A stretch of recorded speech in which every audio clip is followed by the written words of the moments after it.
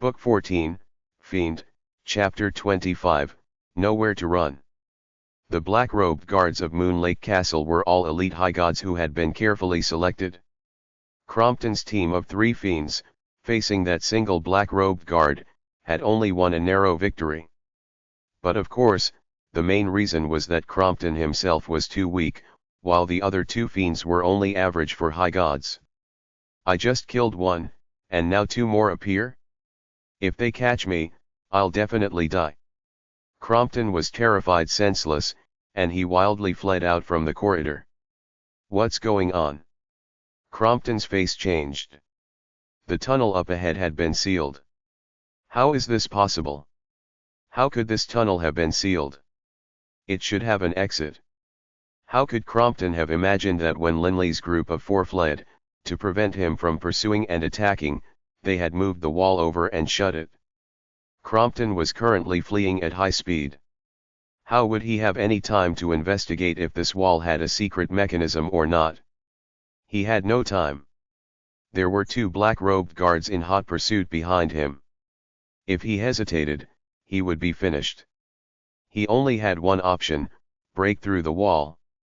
Frantic, Crompton ignored everything else and rammed his fist viciously against the wall at the end of the tunnel, a punch which held nothing back. Boom!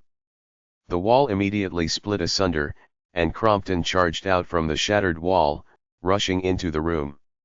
However, Crompton's speed still slowed down slightly, while from behind, the 2 black-robed guards who were more powerful than him to begin with caught up to him in that moment. You want to flee? A furious bellow. A black shadow rushed out from the shattered wall, then delivered from mid-air a vicious saber blow that seemed to have the power to split the heavens and rend the earth apart. Under this wild blow, space itself distorted and began to shake as ripples in space spread out towards each side like ripples in water. Crompton's face changed dramatically. No. Crompton's face was savage, and he bellowed as he struggled in the face of death. Clang. Crompton used his own warblade to block upwards above his head, blocking that wild chopping saber of the opponent, preventing it from pressing downwards any further. However, that black-robed guard's saber carried a strange vibrating power, which passed straight through the warblade to Crompton's head. With a rumble, Crompton's head instantly began to vibrate countless times as it turned into powder. No! That fierce cry of Crompton still reverberated in the room. From head to waist, his entire body had been shaken to smithereens. The black shadow solidified. It was a callous, short silver-haired man who was wielding a warblade.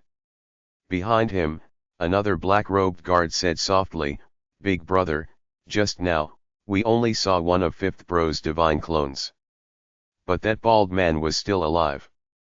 Fifth Bro should be dead." The 2 black-robed guards felt great pain in their hearts. The callous man growled, "Most likely the vast majority of we 10 brothers have perished. 1-on-1, those fiends aren't necessarily our match. But they outnumber us." Indeed. More than 20 fiends had come, while there were only 10 black-robed guards. 2 or 3 of the weaker fiends were able to overcome a single black-robed guard, while there were powerful fiends present as well. Even aside from those 3 5-star fiends, there were quite a few 4-star fiends as well, who were comparable in power to the black-robed guards. Suddenly, the sounds of a violent battle rang out from the 4th floor. "Let's head over." The 2 black-robed guards didn't hesitate at all, instantly hurrying towards that area. On the 4th floor of Moon Lake Castle, within a main hall that was 100 meters large that had many long tables within it. These tables were capable of seating hundreds of people. Most likely, it was the location meant for the gold-robed guards to gather together and celebrate and eat. Within a side room next to the main hall, Linley, Delia, Bibi, and Regina were all here. Hearing that fierce cry, Bibi raised an eyebrow. Excitedly, he said, "Boss, that sound seems to be the stinking Baldies." Linley had the same thought, and a hint of a smile crept onto his face. "Right. The direction the voice came from should be from the secret tunnel." Crompton probably saw that the corpse went missing and wanted to pursue us, but then encountered others in the tunnel. Linley knew that if Crompton didn't die, in the future he would definitely make trouble for Linley's team. Linley had been preparing to have a big battle with Crompton. But now, it seemed, someone helped him deal with the matter. Delia laughed as she looked at Regina and asked, "Regina, do you have any moon rings yet?" "Not yet. If I did, I would have left this castle long ago. Why would I be here risking myself? But it seems all the gold-robed guards have been killed. We weren't able to find any at all in the end." Regina shook her head helplessly as she spoke. Linley understood this as well. Although at first, they killed some of the Fiend trial participants, in the end, our numbers were still greater than the numbers of the gold-robed guards. Regina sighed. More importantly, most likely quite a few Fiends killed some gold-robed guards as well. Linley agreed with this. Although Fiends were in pursuit of the black-robed guards, when they encountered the gold-robed guards, they naturally wouldn't just let them leave either. Boom! A massive earthquake spread out, causing even Linley's room to shake and vibrate. Right over there. Linley was shocked. There were battles going on everywhere in Moon Lake Castle, so Linley wouldn't have paid any attention to distant battles. However, this battle was happening in the main hall nearby. Linley's team couldn't help but just slightly open a crack in the room, peering into the hall. 3 black-robed guards and 11 Fiends. Linley's group was shocked at what they had seen. The 3 black-robed guards had fled to this place, while the Fiends had pursued them. The black-robed guards are outnumbered badly. They'll definitely lose. BB judged. Although Linley's group was chatting amongst themselves, because they had utilized their Godrealm, they had blocked off sound from leaving their area into the main hall. Linley sighed with some surprise. The black-robed guards, especially that one with short silver hair, is so powerful. He trains in the elemental laws of the wind. Linley's immediately attention focused on that black-robed guard. Just now, when the 2 black-robed guards had killed Crompton, they heard the sounds of battle and had immediately hurried over. They discovered a black-robed guard besieged by 3 Fiends. The 2 black-robed guards naturally helped out, but as soon as they did, other Fiends hurried over as well. There were simply far too many Fiends.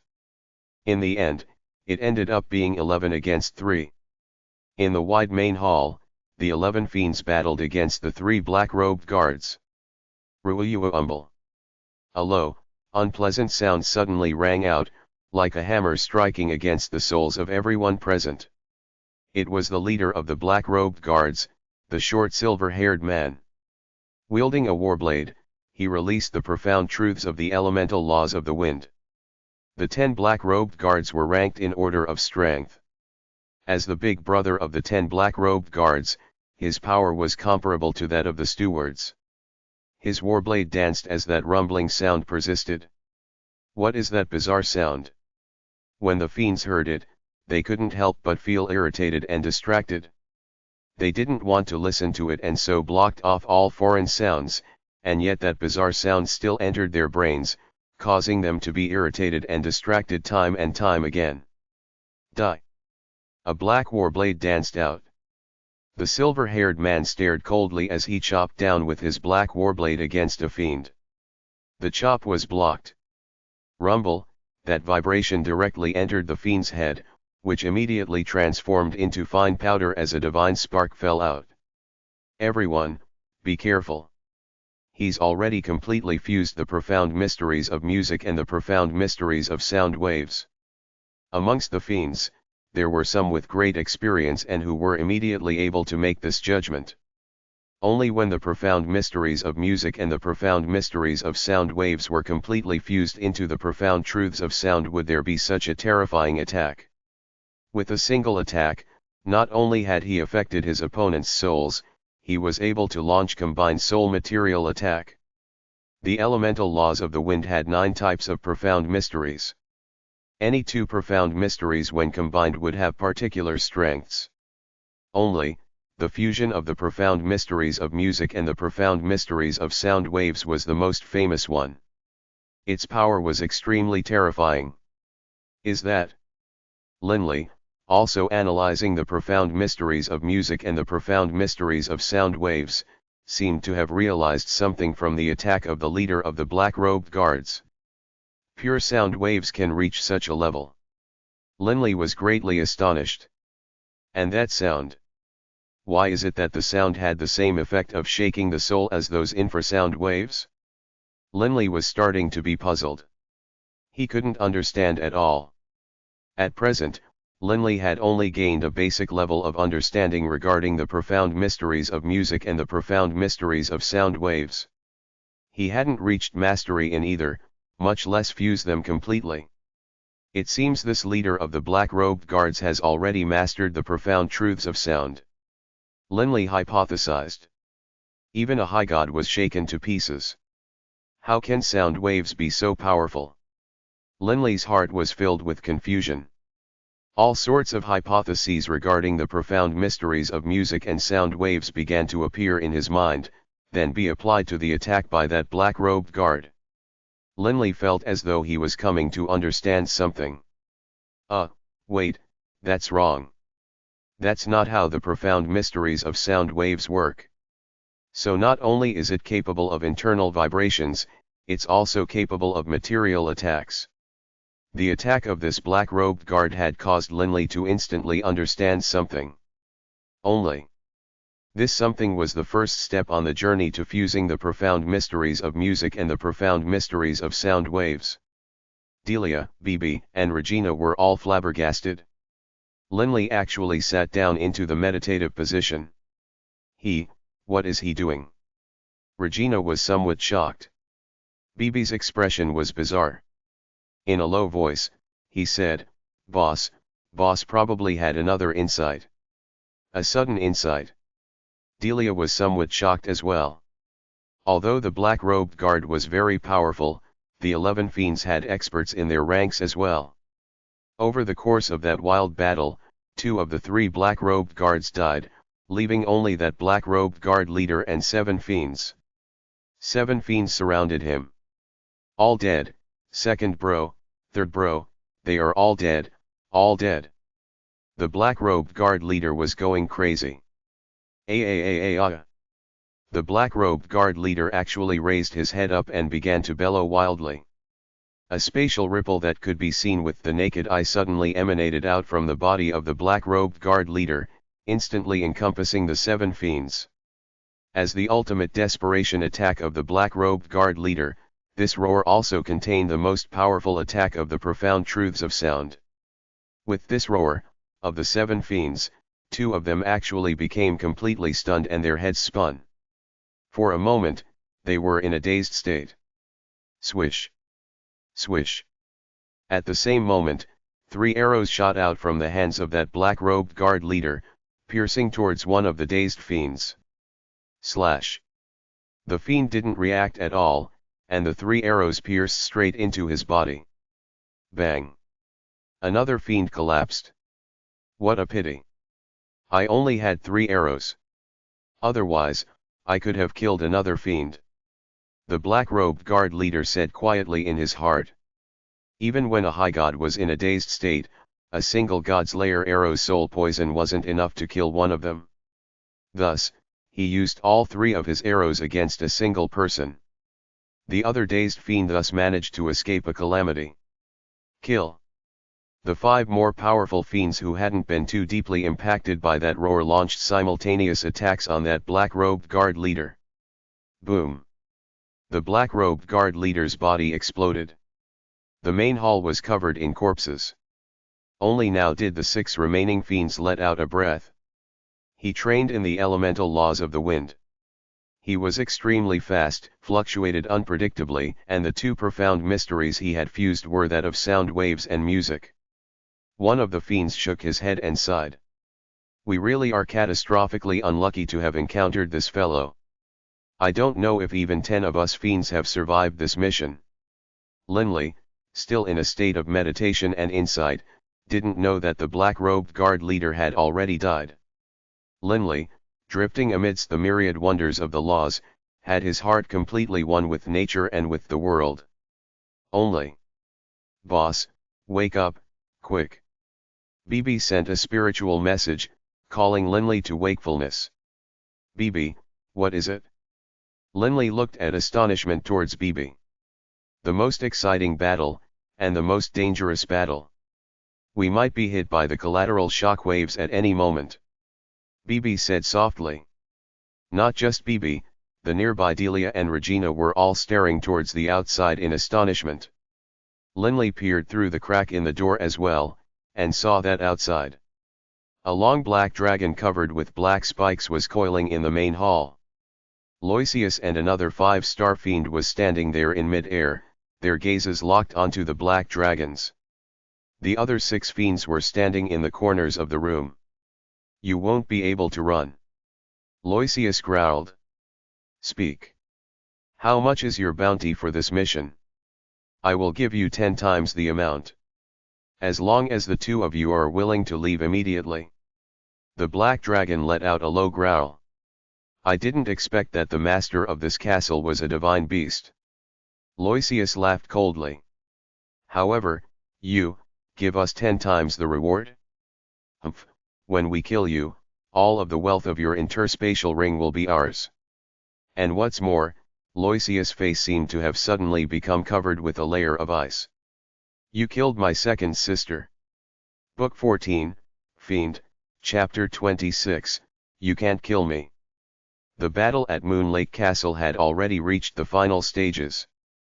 The master of the castle had already transformed into his original form, an enormous black dragon that was hundreds of meters long, and with ferocious sharp spikes growing from the back.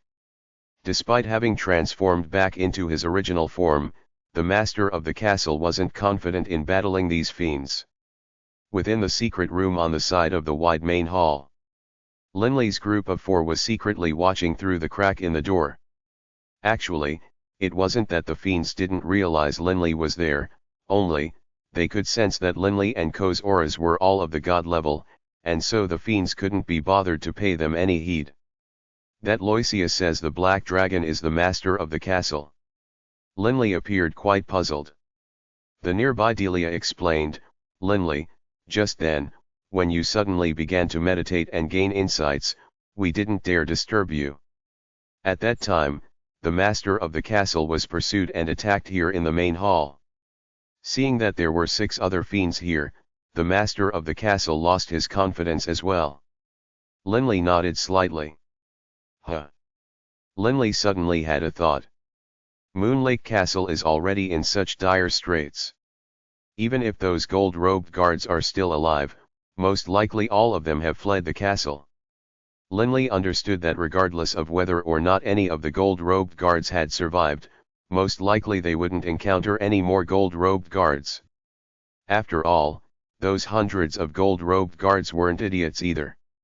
Even the master of the castle had fallen to such dire straits. Even if they were alive, why wouldn't they flee? BB, take a look. Linley tossed an interspatial ring to BB. See if there are any moon rings inside. Right. BB hurriedly bound it with blood. Meanwhile, Linley took a look inside the other interspatial ring. At first, when Linley's group had been ambushed by those other 4 fiend trial participants, those 4 people had failed in their ambush and 2 of them instead had been killed by Linley's group. Naturally, they acquired the 2 interspatial rings from those 2. We only have 2 moon rings right now. We need 1 more. Linley was somewhat worried. Delia looked at Linley and BB. Boss, although this interspatial ring has some inkstones and azaites, it doesn't have a moon ring. BB said helplessly. Delia and BB both looked at Linley, wanting to see whether or not the interspatial ring Linley was holding had a moon ring within it. There it is. It really has a moon ring inside. Linley's investigation resulted in a look of delight appearing on his face. The previous owner of this interspatial ring was the leader of the group, Fetz. It made sense that after they acquired a moon ring, he would have stored it into his own interspatial ring. Haha, we have a full set of moon rings now. BB was extremely excited. But Regina just stared at Linley. Linley, just one ring. Just one ring. Linley smiled apologetically. He understood that Regina deeply desired a moon ring as well. However, the three of them only had 3 moon rings, they didn't have any extras to give Regina. They wanted to help but were unable to. Regina was very disappointed, but she still squeezed out a smile. It's fine. When we go out later, I'll see if there's any other chances. Suddenly, an explosive shout rang out from the main hall. Don't go too far. I can gift you with enormous wealth, and I can even give you this entire castle. In fact, I can even come up with a way to let you all become 6-star fiends. The point of completing this mission is to become 6-star fiends, right? The enormous dragon bellowed. The hundreds of meters long black dragon coiled about in the air of the main hall, while Loisius and the other fiend just stood there in mid-air. The difference in size between the two sides was enormous. However, right now, the enormous black dragon was begging the other side. Humph, let us become 6-star fiends. The only way of becoming a higher level fiend is to complete a mission. There's no other ways at all. Loisius stared at the light blue scimitar in his hands, then said slowly, stop struggling. Prepare to die. Big brother, let me do it. The other, blue-haired warrior said hurriedly. Let me avenge our second sister. No. Loisius glanced sideways at the enormous black dragon. Although he has utilized 2 spirit attacks and his spiritual energy is most likely almost used up, we can't take any risk. I'll do it. Loisius had already begun to gather his power. He was completely confident. I am Wernison Uernisen. The enormous black dragon bellowed. You can't kill me. You can't kill me. Wernison. Loisius snickered. Who's Wernison? If you are going to brag before dying, pick a more frightening name. For example, you could say that you are the Blood Violet Fiend. Or even that you are an almighty sovereign, haha, who gives a damn who you are. Die. As he spoke, Loisius chopped out with that scimitar. It moved very gently. Space didn't move at all, and there wasn't even any wind. It was as though the scimitar didn't even exist. The enormous black dragon bellowed. You can't kill me. It was extremely enraged. As the scimitar chopped down gently, the enormous black dragon went mad. Risking its own life, it once more executed its divine ability. The enormous black dragon emitted that low, growling roar. Whoosh! Space trembled. Crackle!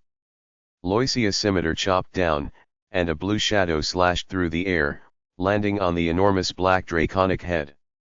The strange thing was, the scales and flesh of the enormous black dragon split neatly in half as the scimitar cut straight through the head and struck onto a divine spark. You will regret this. The enormous black dragon's dying roar echoed in the main hall. Boom! The enormous black draconic corpse slammed into the ground. Loisius' face was ashen as he withdrew his scimitar. Glancing sideways at the massive corpse, he snickered, humph, his divine ability really is formidable.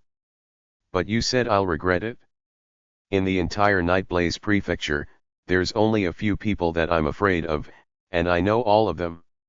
How will you, a dead man, make me regret it? Big brother. The blue-haired, muscular man looked towards Loisius in concern. Are you all right? His second sister had suffered that divine ability of the master of the castle and had thus perished. Loisius had previously battled with the master of the castle on the 5th level and had taken on the innate ability once before.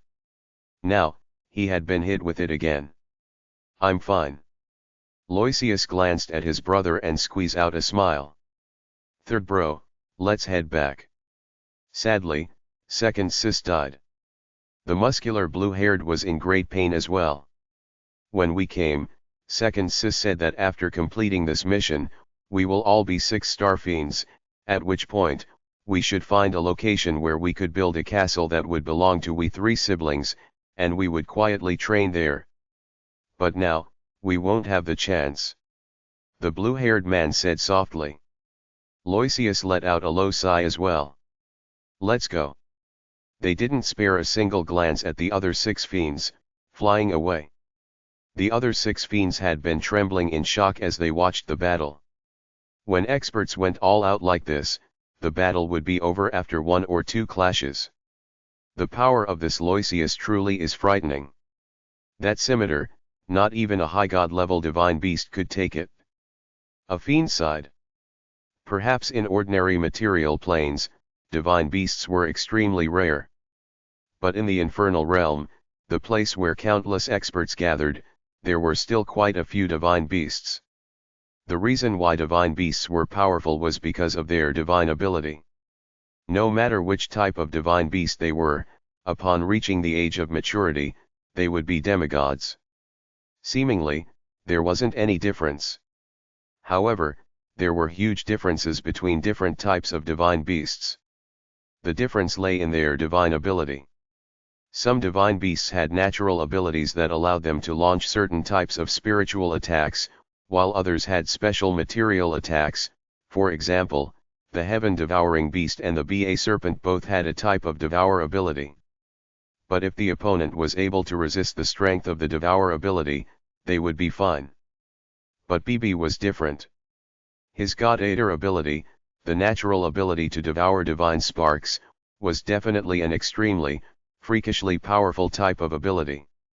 The more freakishly powerful a divine ability was, the rarer that type of divine beast would be in number. Loisius trains in the laws of life.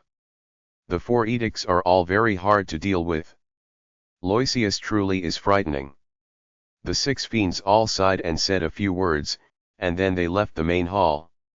However, before leaving, one of the fiends collected the enormous corpse. The corpse of a high god level divine beast is worth money as well. Can't let it go to waste. The fiend laughed as he collected the enormous corpse and put it into his interspatial ring. After the 6 fiends left, Linley's group of 4 finally exited the room. Paik. BB was somewhat unhappy. I wanted to collect that body. I didn't expect that fiend took it away. Certain body parts of divine beasts were extremely good components for making certain culinary delicacies. The corpse of a high god level divine beast was very rare as well. The parts of such an enormous corpse could be sold off for hundreds of thousands of inkstones, or nearly 1 million. This was a small fortune. You were thinking about that. Linley didn't know whether to laugh or to cry. Let's go back to the metallic life form. Their rewards on this trip had been quite massive. The most valuable asset they had acquired was actually that death god golem, as well as the corpse of the black-robed guard. The black-robed guard himself had a divine spark in his corpse, and the interspatial ring he had contained massive wealth as well. Can you make a trip with me into the castle to take a look? Regina forced the words out. Linley's team couldn't help but be startled. I just want to take a look and see if there are any gold-robed guards left. Regina felt rather embarrassed as well. After all, this was as good as asking Linley's team to head back into danger. Although, logically speaking, Linley's team, alongside Regina, shouldn't have any problems in dealing with a gold-robed guard. But who knew how many gold-robed guards they would run into, if they did run into any? Delia and BB looked at Linley, waiting for Linley's decision. Linley paused for a moment, then looked at Regina and said, Regina, we can't possibly run all over the castle with you. How about this? We're still going to leave the castle, but we can take a bit more of a roundabout route to see if we can run into any gold-robed guards. If we do, we'll help out, but if we don't, then there's nothing for it. Thank you. Regina said hurriedly. She knew that her request was a bit excessive. For Linley to be willing to agree to do this much was already very good of him. Linley, Delia, BB, and Regina all headed out towards the upper layers of Moon Lake Castle. They returned to the third, second, and first floors, then left Moon Lake Castle through the windows. Regina truly hoped they would encounter some gold-robed guards. However, currently Moon Lake Castle truly didn't have a single gold-robed guard left. In the air above the clear and crystalline reflections of Moon Lake, the poisonous red fog had long since dissipated and disappeared. Right now, there were 5 Fiend trial participants seated cross-legged in the air above Moon Lake. Someone is coming out. The 5 saw Linley's team fly out and immediately went forward to greet them. "Hey, what are you guys doing?" Linley frowned and said calmly. Linley had already been ambushed within Moon Lake Castle. Naturally, he wouldn't be overconfident. One of the 5 spoke. "I want to know, do the 4 of you have any spare moon rings? We can buy them off of you. I still want one for myself." Regina snorted. The 5, upon hearing this, were somewhat disappointed. They could tell that Linley's team simply didn't have enough moon rings. "The 5 of you, no need to wait here outside. There shouldn't be anyone else left in the castle," Linley said. When they came out, they had searched everywhere in the 4th through 1st floors, giving all of the major locations a glance. If someone was there, they would have discovered them long ago. Linley's team was already one of the last ones to come out. After speaking, Linley's group of 4 flew directly towards the metallic life form. Soon, Linley's group reached the metallic life form, hovering there in mid-air. Through the translucent metal of the creature, they were able to dimly make out the sparse number of human figures within.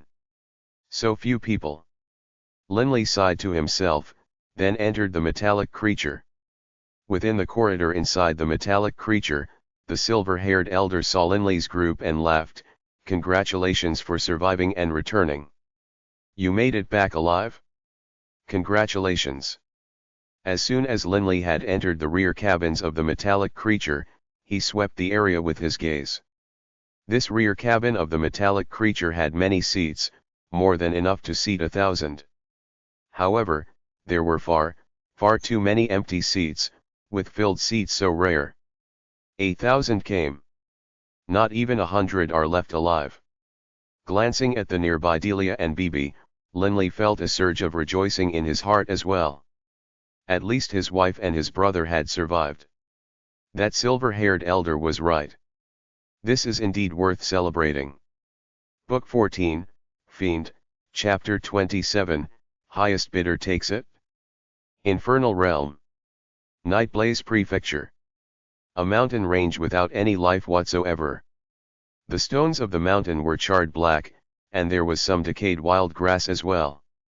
Within this mountain range, there was a lake that was dozens of kilometers in circumference.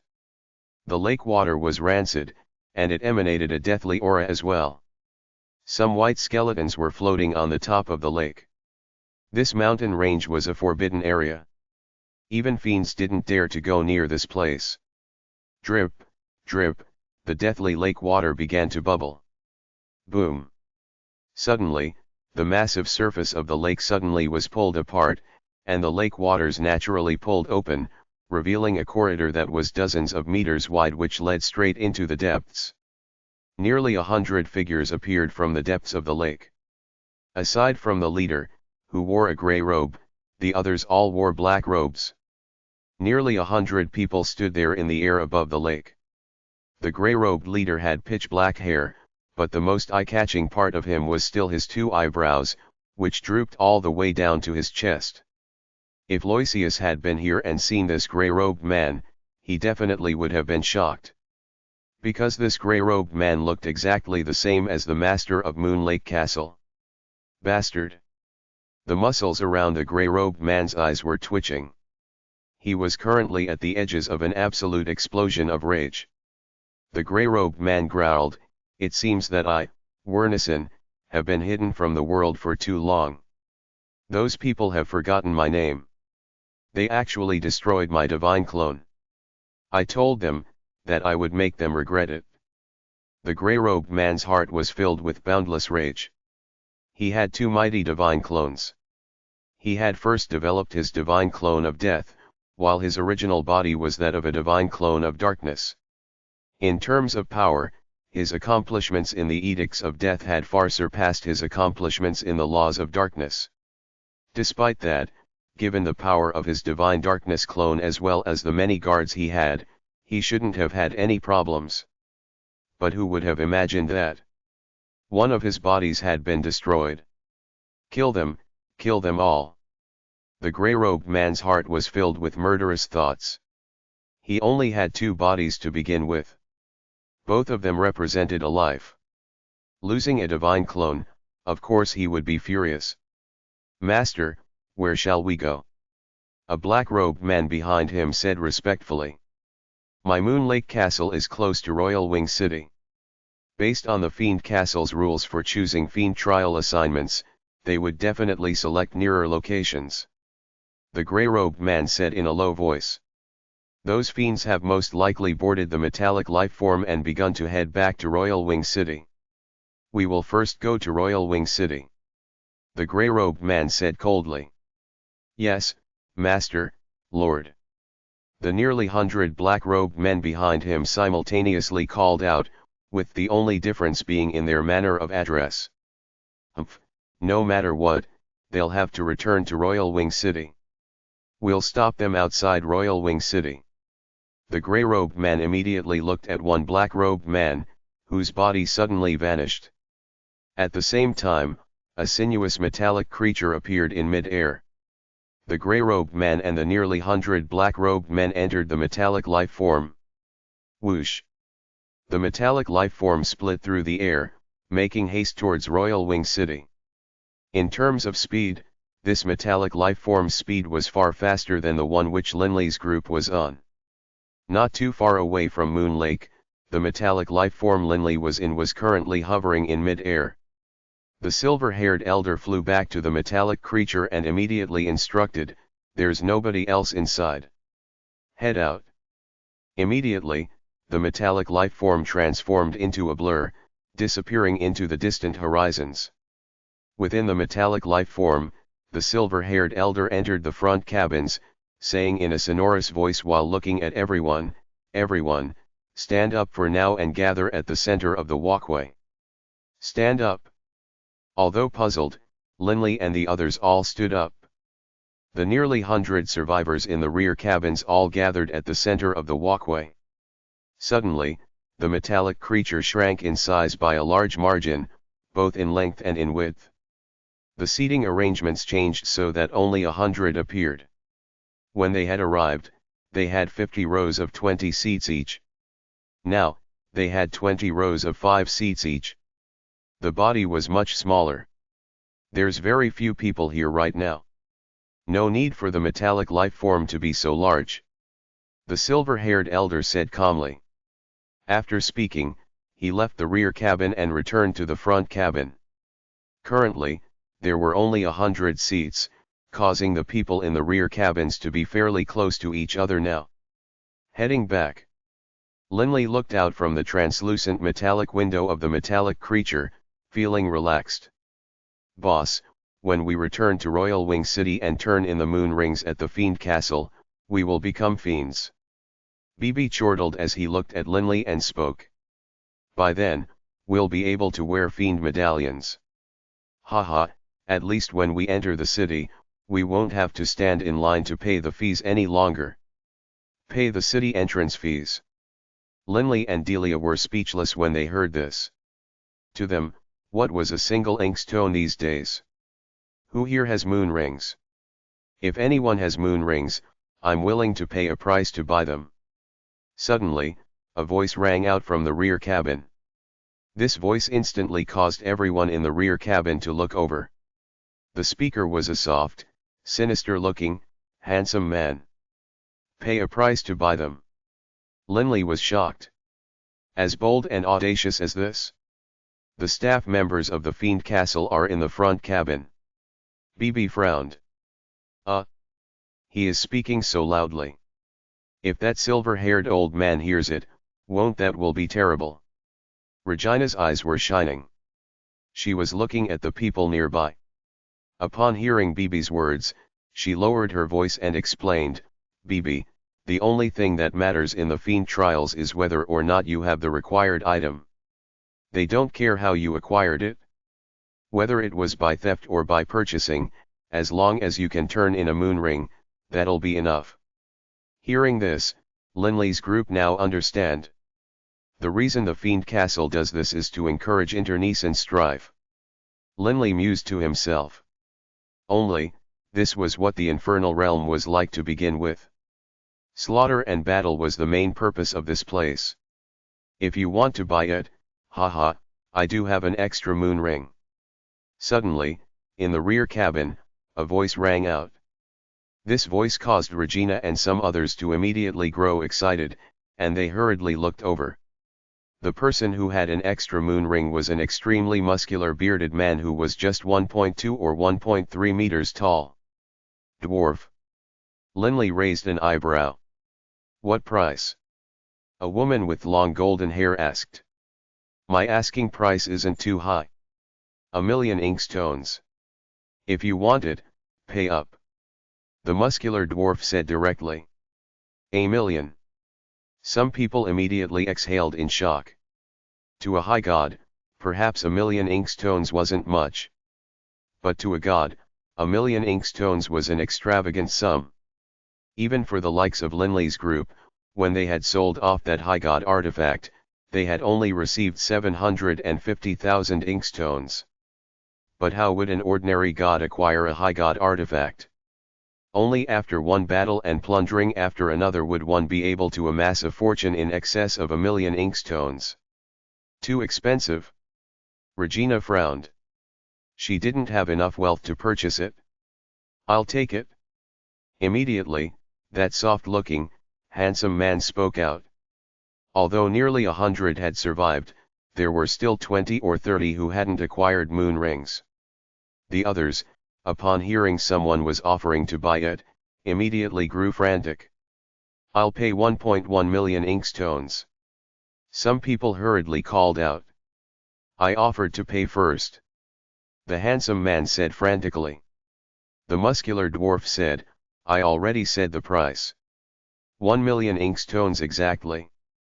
Here you go. Give me 1,000,000 inkstones. The muscular dwarf was very straightforward.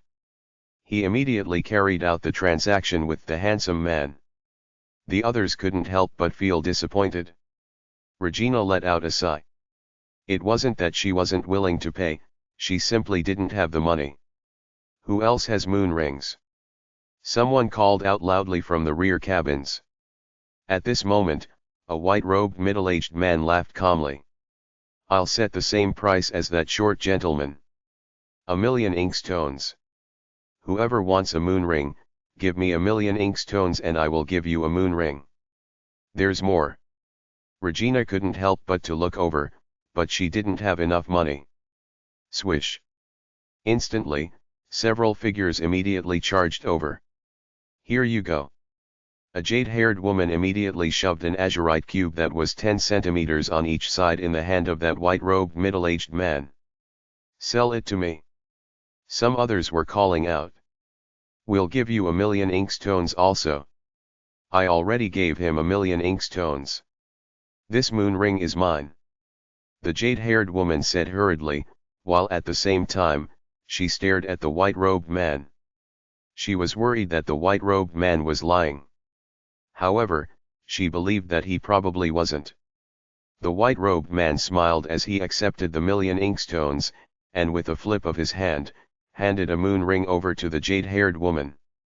All yours. The jade-haired woman was overjoyed. Accepting the moon ring, she returned to her own seat. The others were very disappointed. The white-robed man only smiled. Don't fight. As long as you have enough money, I'll be able to sell enough moon rings.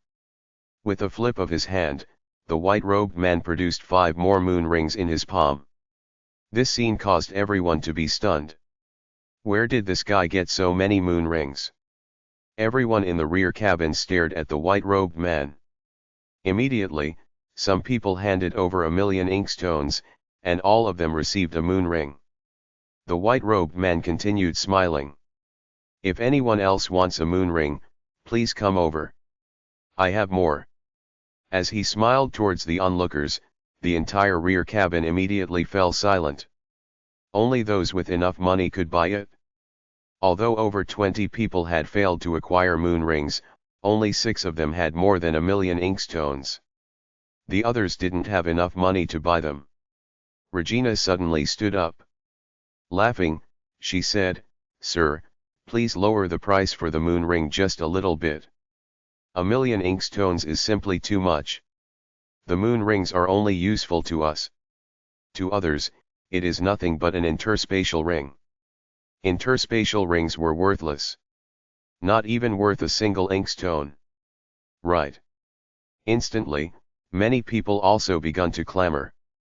"Why don't you lower the price, like maybe 500,000 inkstones? What do you say? I think there will still be quite a few who will buy from you." Right. 500,000 inkstones. Regina also said. Regina's own assets were only around 800,000 inkstones. "You can't do that." The people who had just bought moon rings found it unfair. "We paid 1,000,000 inkstones to buy it." The white-robed man laughed calmly. "I already said, 1,000,000. If you don't have enough inkstones, I'd rather not sell than lower the price." After finishing his words, the white-robed man fell silent. Regina's face couldn't help but change. "Regina, how much do you have on you?" Delia suddenly spoke out. Regina couldn't help but look at Linley's group. Actually, just then, Linley's group had been secretly chatting through using their divine sense. On this trip, Linley's group had made some enormous gains. The death god golem alone was worth 100,000,000 inkstones. The black-robed guard's wealth in his interspatial ring was an astonishing figure as well. "I still lack 200,000. Regina said with a hint of eagerness. Bibi chortled, then with a flip of his hand, retrieved 2 azaites. "Right, here you go." Seeing this, Regina couldn't help but feel excited. "Thank you." She immediately accepted it, then ran over to the white-robed man. Outside Royal Wing City, the grey-robed man was seated in the meditative position in a patch of grass, with dozens of experts next to him. "Master, a metallic creature of the Fiend Castle is flying over. It is coming from the direction of Moon Lake Castle." A voice rang out in the mind of the grey-robed man, who immediately opened his eyes. He growled, "Come with me." Immediately, he led the dozens of figures flying into the sky. A few dozen kilometers outside of Royal Wing City. The metallic creature which Linley was seated in was flying at high speed towards Royal Wing City. Linley's group was very happy. After all, they were able to see the distant Royal Wing City grow closer from outside the translucent window. "We're finally arriving." Linley's group was all smiles. Suddenly, boom! The entire metallic life form shuddered violently, and then with a bang sound, the entire metallic creature exploded into countless shards of metal. The fiends within the metallic life form, caught completely off guard, immediately controlled their bodies to float in midair. Linley's group was hovering in midair as well, but as they stared at their surroundings, their faces turned white. In the area around Linley's entire group, there were nearly 100 black-robed men standing in mid-air. These black-robed men had completely surrounded everyone in Linley's group, without anyone being able to flee. Every single black-robed man emanated an absolutely astonishing aura. High gods! All high gods! The faces of everyone present changed, Linley included. Book 14, Fiend, Chapter 28, Wild Revenge. The 10 fiends who had been lucky enough to survive as well as the nearly 100 fiend trial participants were all in a state of shock. They were surrounded by a large group of high gods who were staring at them as if they were corpses. The hearts of everyone present shook. Why is this happening? Linley didn't dare to believe what he was seeing. They were just about to arrive at Royal Wing City and become fiends, but at the final, critical juncture, they were waylaid by a group of high gods. "What are you doing?" The strongest of the experts in Linley's group, Loisius, stared at the surrounding people, frowning as he spoke. Although Loisius wasn't confident in his ability to battle against so many high gods, he was confident in his ability to escape. "What are we doing?" One of them, a black-robed man, snickered. Suddenly, a number of black-robed figures voluntarily moved aside, creating a corridor in the air. A gray-robed figure flew out. "Master, Lord." The black-robed men all bowed respectfully. But the gray-robed man just stared at Loisius, his eyes filled with a boundless, baleful look, as though he wanted to eat Loisius alive. You are." Loisius and the others all stared in shock at the gray-robed man. The gray-robed man's appearance looked absolutely identical to that of the master of the castle. At this moment, Loisius and the other fiends who had seen the appearance of that master of the castle were all stunned. They all thought of a possibility. Can he be the master of the castle who had been killed? Was just a divine clone. The gray-robed man's face was cold and grim, and a hint of a cruel smile played at the corner of his lips. His gaze swept past Loisius and the others, but in the end landed upon Loisius once more. His other divine clone was destroyed by this Loisius. The one who he hated the most was this Loisius as well. "Who are you?" A shout roared out, and the silver-haired elder flew to the front, staring angrily at the gray-robed man. This was the metallic creature of our Fiend castle. "You dare to destroy it? And it seems you want to attack. You are being rather too arrogant." "Fiend castle?" The gray-robed man lifted an eyebrow, turning to look at him. "What of it?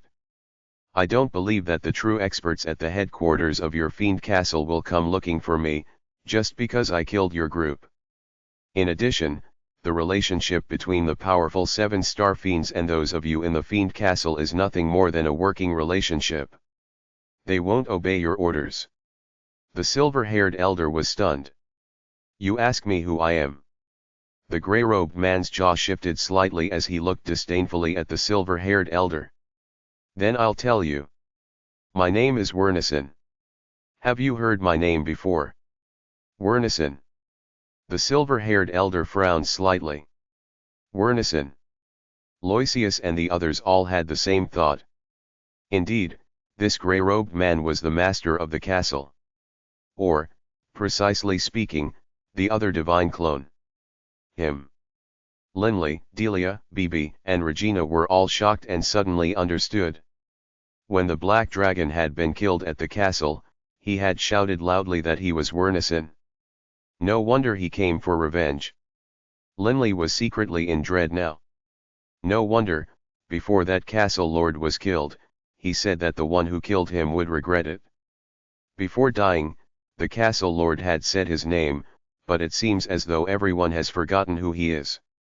Linley could tell. Perhaps Wernison's name was once very famous, but nobody present knew it. Ugh, Wernison let out a low sigh. It seems I truly have been hidden away for too long. Even the staff members of the Fiend Castle have forgotten me. Wernison himself just stood there in mid-air, but while chatting, he naturally exuded a sort of strength which caused everyone, Loisius included, to feel terrified. Everyone understood, this was an exceedingly powerful expert.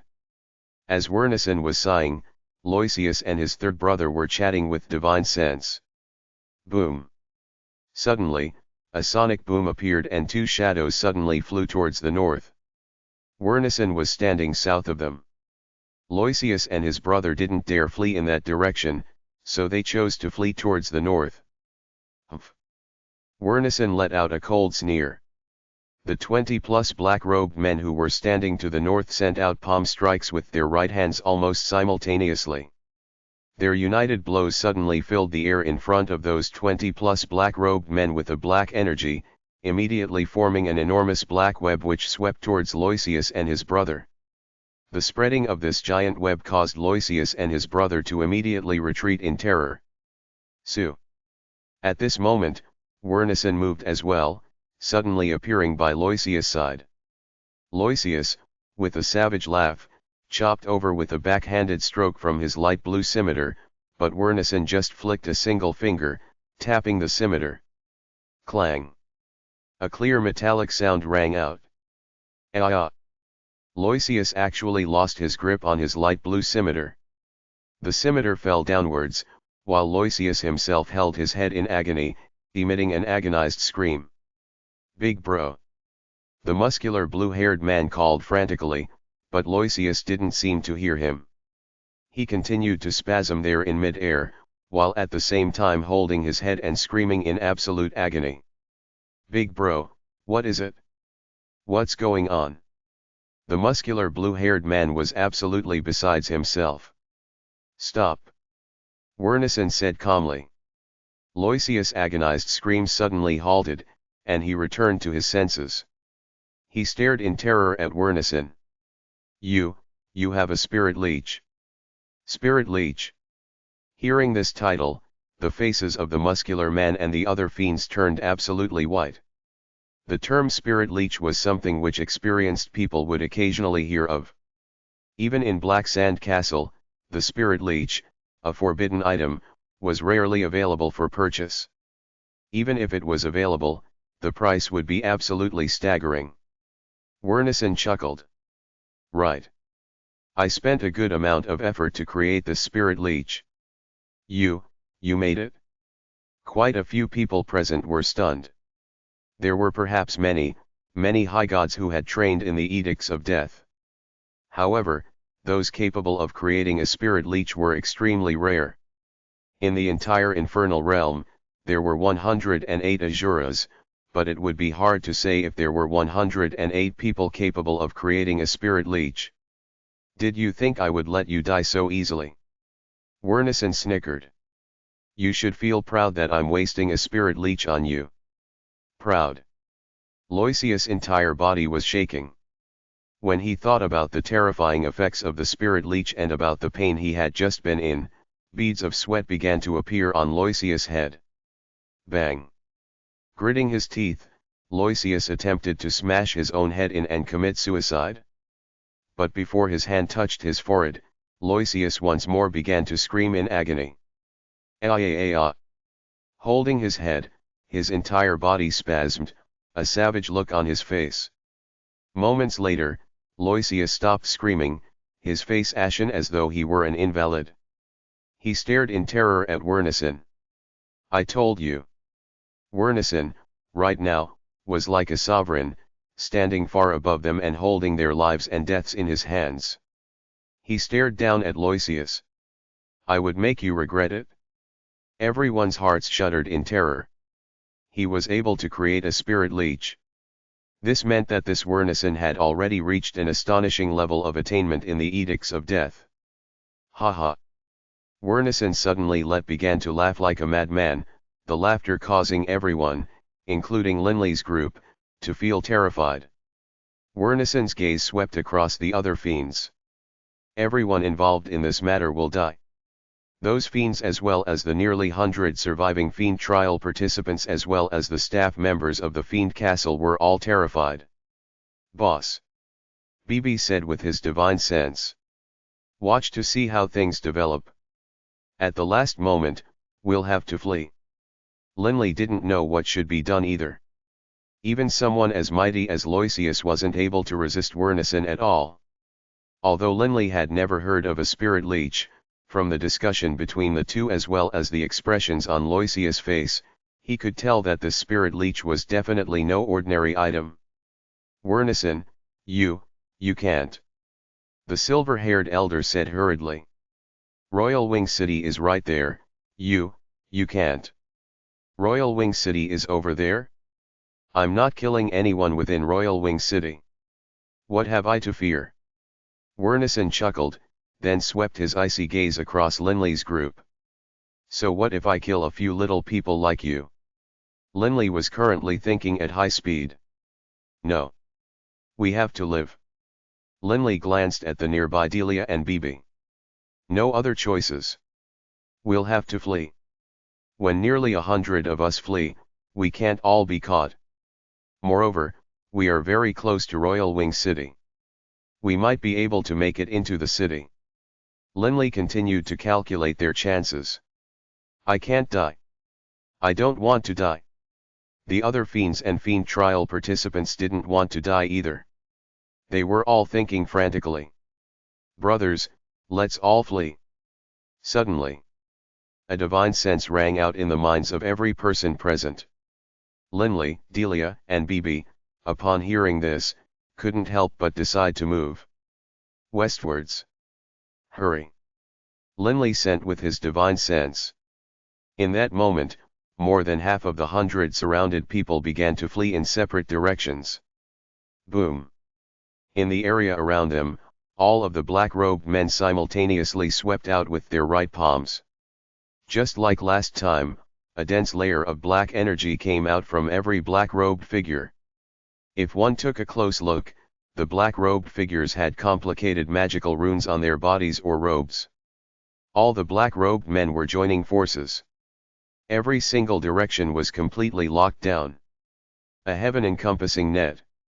Linley and the others had nowhere to flee. Those who had moved the fastest and had run into the black web seemed to have been struck by a surge of powerful energy which knocked them back.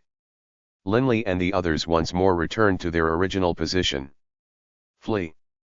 Wernison looked disdainfully at them. If I were to let a group of little fellows like you flee, then I, Wernison, wouldn't have face to stay in the infernal realm any longer. Wernison glanced disdainfully at the silver-haired elder, then said, however, I can give you a chance. A chance not to die. Linley and the others couldn't help but to look at Wernison. It is very simple. Wernison pointed at Linley's side. In your group, one high god can live, and one god can live. Wernison's smile was so bright. Don't say that I didn't give you a chance. Linley's group was completely stunned, but then, right away, all of them looked warily at each other. Linley, what should we do? Delia said with her divine sense. Linley maintained his silence, his eyes filled with worry. What should they do? What could he do? Suddenly, someone attacked. Instantly, the thread tying them together on the same side was broken. Don't piss me off. Linley roared towards the others, brandishing with his adamantine heavy sword. Wernison bellowed, his long eyebrows dancing in the air, I won't kill the final survivors. Ha ha, kill, kill. Wernison's eyes were filled with wild savagery. Right now, Wernison was venting his anger. His divine clone was destroyed. Thus, he would make sure that everyone involved would be doomed. Not die. Wernison said to himself. First, give you some hope. After the final 2 survivors come out, I will make you suffer the most agonizing torment. I won't kill you. However, I am capable of tormenting you until you commit suicide. Whenever Wernison thought of the 2 people who would be survivors, and yet would face such a terrifying outcome, he couldn't help but feel excited and eager. I told you. I will make you all regret it. Wernison said sinisterly to himself. Since he was going to take revenge, how would Wernison let any of them flee? Wernison suddenly narrowed his eyes. He saw that all of a sudden that Loisius fell downwards at high speed, this sudden drop causing the surrounding black-robed figures to be unable to block him. Fleeing. Wernison immediately chased afterwards. Loisius, in mid-air, once more let out an agonized cry, but only one of his divine clones was screaming. The other divine clone of Loisius actually continued to fly downwards at high speed. However, Wernison appeared in front of it. You want to run? Wernison looked at him disdainfully. Did you think that I didn't know you had a divine clone? Book 14, Fiend, Chapter 29, Penitent Flames. Seeing Wernison suddenly appear in front of him, Loisius' heart shook. I'm finished. Loisius couldn't help but feel some despair. The spirit leech planted in his soul was only in his most powerful divine life clone. Loisius had another divine clone. But now, that clone wasn't able to flee either. If you don't want to die right now, then go back. Wernison barked. Loisius knew that by retreating, he would probably die as well, but he still chose to return to the encirclement. Crunch. A dagger pierced straight into the head of a god. And then, with a flip of his hand, BB collected the corpse as he flew back towards Linley. Linley, BB, and Delia were all in one location. If others didn't attack them, they wouldn't attack others either. But once any person attacked them, Linley's team would immediately kill the enemy. Regina was by Linley's side as well. Only, at this sort of critical, life and death juncture, Linley's team didn't dare to fully trust Regina either. Blood splattered everywhere as the slaughter continued. Linley. Delia looked towards Linley, who squeezed out a smile. Given the situation, and the fact that Wernison had already said that only a single god would be permitted to remain living, there would definitely be casualties in Linley's group of 3. Who would die? I would rather die than let Delia or BB die. At this moment, Linley's heart was in great pain. Even if I die, I'll die by your side. Delia looked at Linley, a hint of a smile actually on her face. I am already very satisfied to be able to be together with you. What nonsense are you spewing? Linley shouted angrily with his divine sense. But Linley's heart was tied up in knots. Although Delia wasn't very talented in terms of training, all these years, she had quietly supported Linley. Her quiet attentiveness and support had imperceptibly transformed their love for each other, engraving it into each other's souls. In neither life nor death would they be parted. You won't die. Linley looked at Delia, while at the same time paying careful attention to the surrounding area. That white-robed man who had sold quite a few moon rings was staring at Linley's team.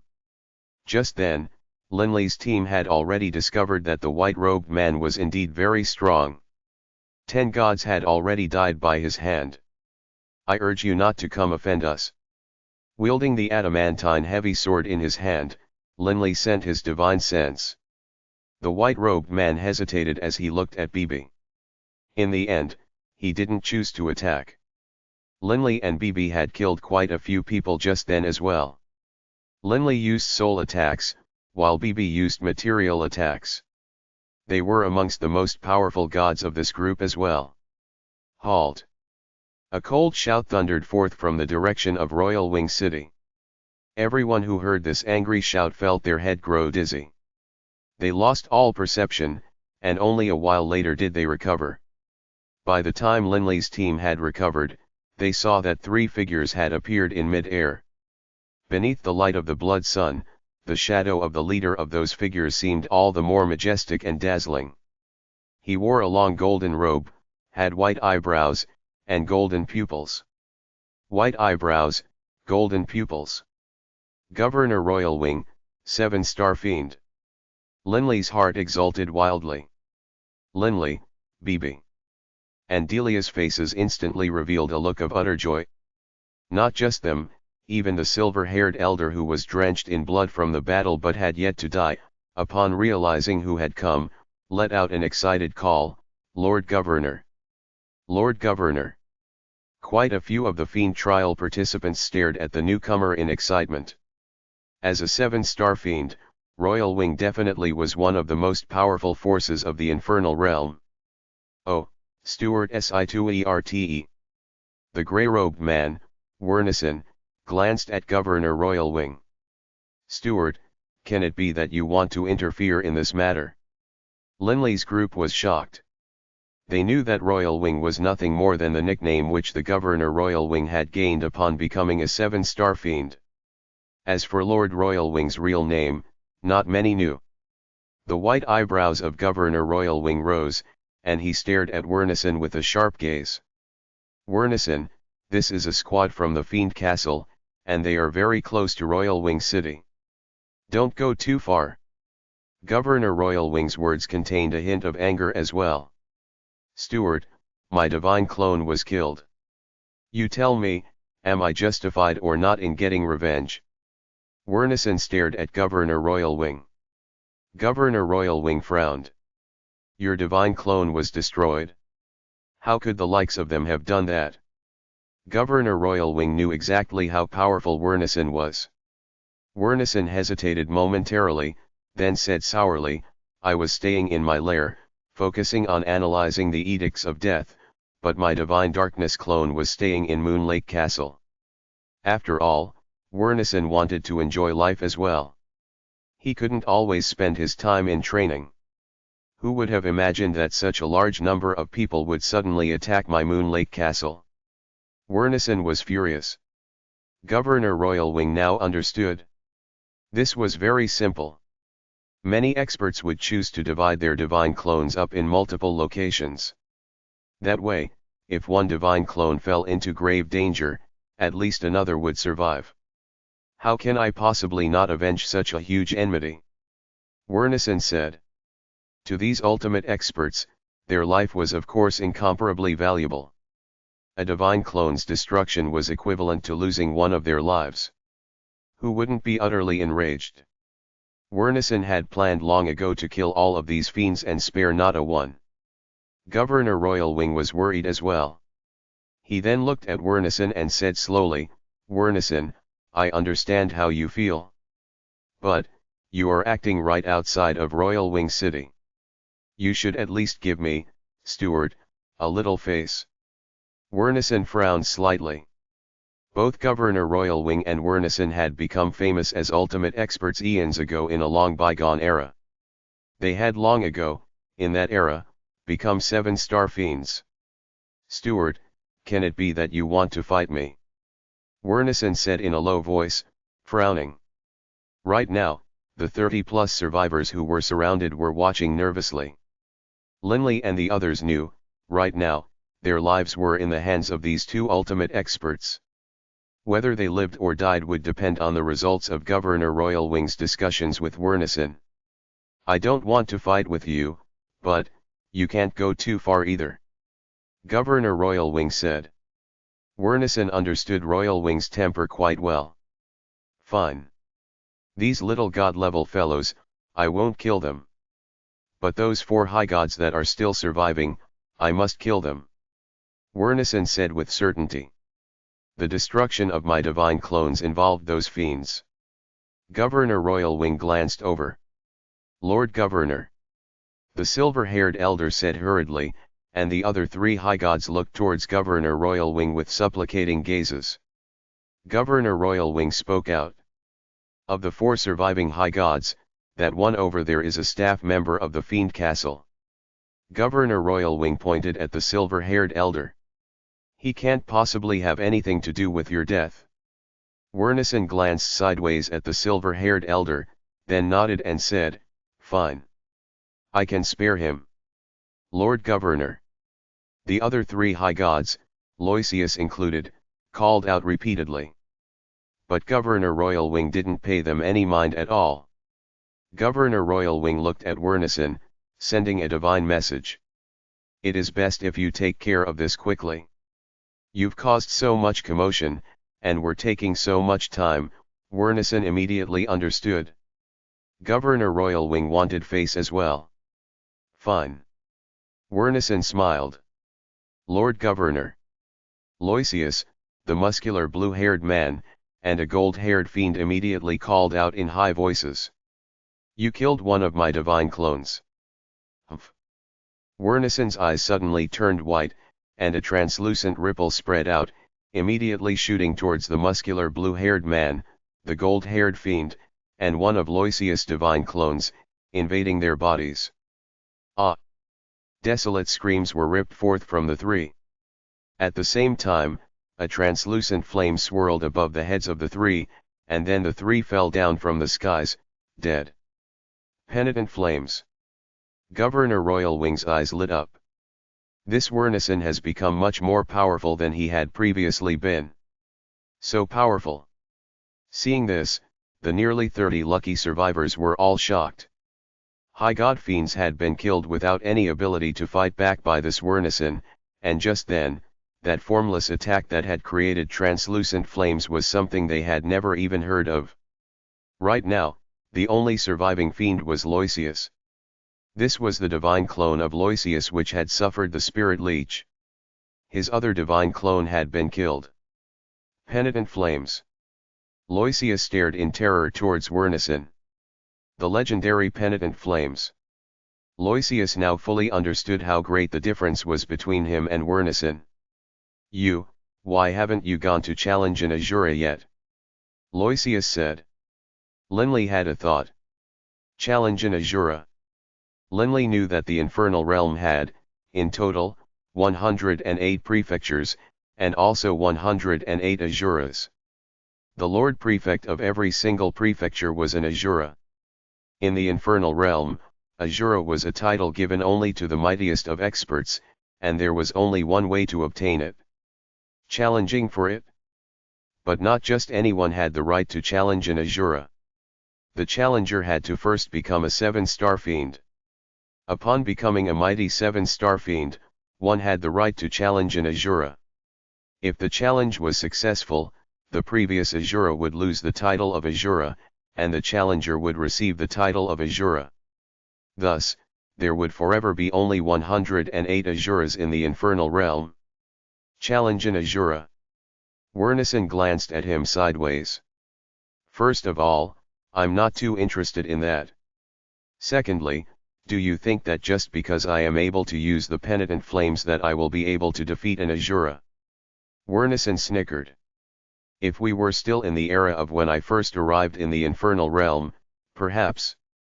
But countless years have passed.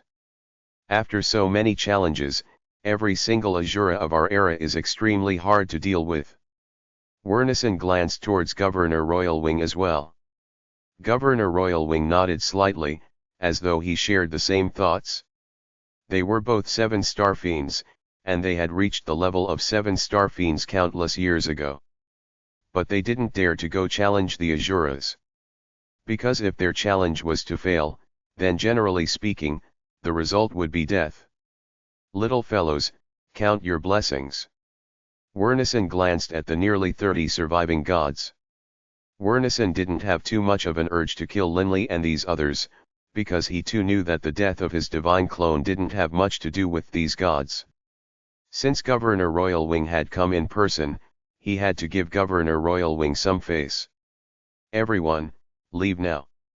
Governor Royalwing spoke out. Immediately, under the leadership of the silver-haired elder, the nearly 30 lucky god-level survivors immediately flew towards the direction of Royalwing City. Moments later, in mid-air, the only figures left were Werneson's subordinates, Loisius, and the 3 people on Governor Royalwing's side. Humph, what are you looking at? You want to go back to Royalwing City as well? Haha, in your dreams. Werneson looked at Loisius, who ignored him silently. But then, Loisius suddenly began to spasm, shrieking in agony while clutching his head. Governor Royalwing's eyebrows lifted up. It is a spirit leech. Werneson said unconcernedly. Governor Royalwing was slightly startled, and he let out a surprised breath. Werneson, you were able to make a spirit leech? Although it isn't very effective against experts on our level, this thing is astonishingly valuable. Spirit leeches weren't of great use against the likes of Governor Royalwing. However, in the entirety of the infernal realm, how many people were capable of being on their level? If you want one, you can come to my place to buy one. The price that I'll give you will be 10% lower than the price at Black Sand Castle. Werneson said. Governor Royalwing couldn't help but grin. Steward, I'll be leaving now. Werneson informed him. Governor Royalwing nodded slightly. Werneson then stared once more at that Loisius. Kid, I told you. You will regret it, very, very much. And then, he led Loisius and his forces into the metallic lifeform and left at high speed. That young fellow has fallen into Werneson's clutches. He's in for a tragedy. Governor Royalwing let out a sigh. 7 laws, 4 edicts. Amongst these, the most sinister and one most capable of tormenting others was the edicts of death. And in turn, experts on the level of Wernissen were capable of truly terrifying tricks. We finally made it back to Royal Wing City alive. Linley, Delia, and Bibi stood on the streets of Royal Wing City, momentarily not sure whether they should laugh or to cry. This sort of fluctuation between life and death truly made one's heart tremble. Linley, this time, I truly was scared to death. Delia revealed a smile at this moment. Bibi pursed his lips. That old man Wernissen really went too far. But, alas, it seems he's really powerful. Grandpa Beirut isn't here either. If he was here, everything would be fine. Linley took Delia by the hand.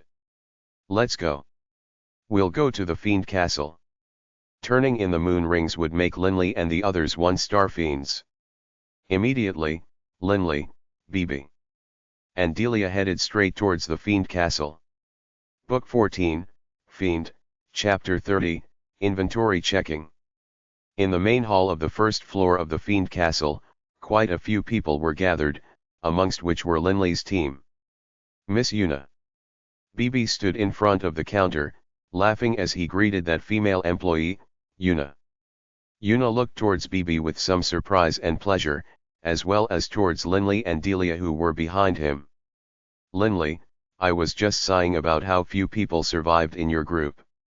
I didn't expect that the three of you all survived and made it back. Congratulations, truly. We were fairly lucky. Whenever Linley thought about what had happened outside of Royal Wing City, he still felt a sense of fear. When he had been facing Wernissen, Linley discovered that he didn't have any ability to resist at all. Their difference in power was simply too great. Miss Yuna, we've been here for a long time now. When will we have the chance to turn in the proof that we accomplished the trials? Bibi said rather frantically. Linley's group had been waiting quite some time here on the first floor. Yuna laughed as she said, don't be impatient. You are already fiends now. It isn't as simple as just giving you a fiend medallion. There's a process for this. A while later, the people who succeeded in the fiend trials in Moon Lake Castle, up to the second floor. Suddenly, a muscular man with short golden hair came down the stairway from the second floor of the Fiend Castle. Hurry on up. Yuna said with a laugh. Miss Yuna, we'll head up now, then. Bibi chortled. Immediately, Linley's group of 20+ people all stepped onto the stairway leading towards the second level of the Fiend Castle. The main hall of this second level was much smaller than the main hall of the first floor, and there were many rooms here as well. Linley's group was led by that muscular man with short golden hair to a black room. Within the black room, there were 3 people seated. All of you, step forward one at a time and turn in the moon rings, as well as the fiend seal. One of them, a black-robed middle-aged man said clearly. Immediately, one after another stepped forward to turn in the moon rings and begin the process of becoming fiends. But very clearly, the procedures were quite complicated. Fortunately, the black-robed man was fairly fast, and he was able to process each person in just a few minutes. Next. The black-robed man said. It was Linley's turn. Linley immediately handed his moon ring as well as the fiend seal over. Name. The black-robed man said. Linley. Linley said. And then, Linley felt his entire body tremble. So the black-robed man had actually summoned his god realm, using it to hold Linley down while shutting out the outsiders. I have to get an imprint of your soul's aura. The black-robed man withdrew a green, fingernail-sized bead with a flip of his hand, then put the green bead next to Linley. At a visible rate, the green bead quickly began to transform to a gray color. Moments later, the entire bead had turned gray. Soul aura? What is this? Linley asked curiously. The black-robed elder glanced at him, then said calmly, this is known as a soul-reflecting stone. It is capable of absorbing an imprint of a soul's aura. All experts have different soul auras. As long as we have this soul-reflecting stone with your soul aura, we will be able to verify your identity. Linley couldn't help but feel astonished. So there was an item such as this in the world. However, it made sense. When he was in the Yulan continent, some alchemists were capable of creating items that astonished Linley. In the infernal realm, it only made sense that many complicated items existed. This is your Fiend medallion, while this is your secondary Fiend medallion. Bind them both with blood. The black-robed man instructed. Seeing the Fiend medallion, Linley's eyes couldn't help but light up. This was the proof that he was now a fiend. Secondary Fiend medallion. Linley was somewhat surprised. This so-called secondary Fiend medallion was actually a blue medallion, but this blue medallion was something which Linley had never seen fiends wear before. The black-robed man laughed calmly. The secondary Fiend medallion is kept at our Fiend castle. Once your secondary Fiend medallion becomes an object with no owner, we will know that you are dead. Linley now understood. This was only a toy used to judge if someone was still alive or not. He immediately bound them with blood, then retrieved the Fiend medallion, pinning it to his chest in accordance with requirements. Linley directly fused this Fiend medallion with his pulse-guard armor. After all, his clothes were nothing more than a variant of his pulse-guard armor. Outside the Fiend castle. Linley, in the future, will you remain at Royal Wing City? Regina said to Linley. I owe you 200,000 inkstones. In a while, I'll pay you back. Regina didn't like owing others money. No need. We'll be leaving Royal Wing City soon. Linley said directly. Leaving? Where are you going? Regina said hurriedly. Far away. Linley, Delia, and Bibi exchanged glances, then Bibi chortled towards Regina. Regina, the three of us want to roam the Redbud continent, and then float across the Starmist Sea and roam this boundless infernal realm. You tell me, will we be going far away? Regina was utterly shocked. Even many high gods in the infernal realm had never visited other continents. After all, each of the 5 continents of the infernal realm were extremely large, more than enough for them to carve out their own little world.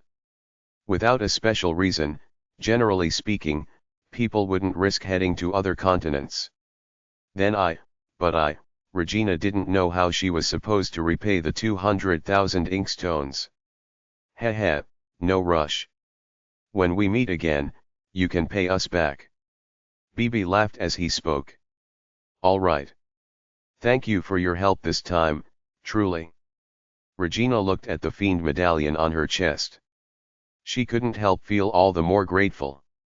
She had become a fiend. This was something she had dreamed about for many years. Linley, Delia, and Bibi made their farewells to Regina, and then went to a restaurant to first enjoy a celebratory victory feast, then returned to their residence. The room fees which Linley's group had paid had been calculated by the year. Within the courtyard of Linley's residence, the three were seated around a stone table. Right now, we need to have a good reckoning of our exact amount of wealth. Bibi said excitedly. With a wave of his hand, 7 interspatial rings fell to the table, emitting a clear, crisp sound as they did. These 7 interspatial rings, under the light of the blood-red sun, gleamed with reflected light. I have some also. Delia laughed as 2 more interspatial rings fell onto the stone table. Seeing this, Linley couldn't help but laugh. On this trip to Moon Lake Castle, at first, under the commands of the fiends, Linley's group had served as cannon fodder and suffered 2 attacks from God's lair arrows. Bibi had thus collected 4 god corpses, while Delia had collected 2. Afterwards, they had engaged in multiple battles.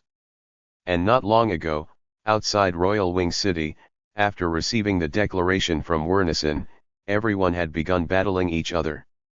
The nearly 100 remaining gods had battled to the death, with only roughly 30 remaining. Linley's group alone had killed more than 10. Naturally, they had collected these corpses as well. Boss, you have the most. Bibi said. With a flip of his Linley's hand, 11 interspatial rings fell to the stone table. Of these 11 interspatial rings, 3 of them had been acquired inside Moon Lake Castle, while the other 8 had been acquired in the chaotic battle. But the most valuable of the 11 rings was the Black Moon Ring. This Black Moon Ring's wealth is most likely greater than the others combined. Linley sighed. This was the moon ring of the deceased black-robed guard. The black-robed guards were all high gods. In addition, they were fairly elite ones. Naturally, their wealth would be significant as well. We've already investigated the wealth within this Black Moon Ring. The amount of inkstones and azaites alone are worth 90 million. There are also some golden soul pearls and other usable items which have a total value of over 100 million inkstones.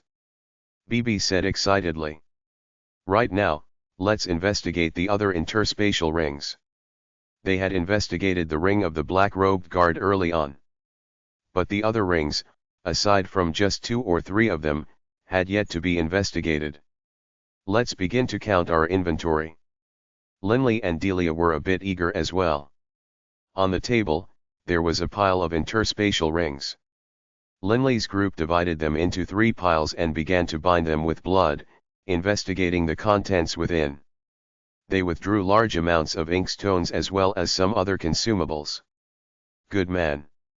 Wuo, which god was the original owner of this interspatial ring?